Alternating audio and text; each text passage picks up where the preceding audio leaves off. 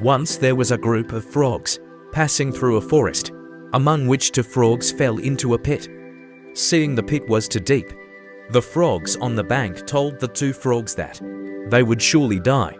Disregarding the comments, the two frogs tried their best to jump out of the pit.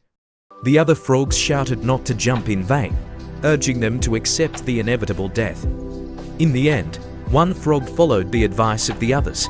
It collapsed and died from exhaustion and despair. The remaining frog exerted all its remaining strength to continue jumping up. The frogs on the bank kept yelling at it to stop and wait for death. This only spurred the frog to jump even harder. Miraculously, it finally managed to escape from the deep pit.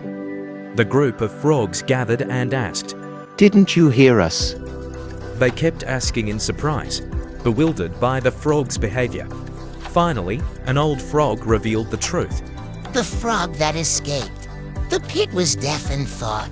The cheers from the other frogs were encouraging it. This belief provided it with a miraculous strength to find fragile life in death. If we don't listen and read the story at the right time or in the right circumstances, surely we won't fully grasp all the profound meanings and valuable lessons in it. In today's life, to survive, we must constantly strive, because without exerting ourselves, we will be left behind and may even lose opportunities. But there are times when we unintentionally stumble. In such times, what we need most is empathy from someone to help us overcome the current difficulties and move on.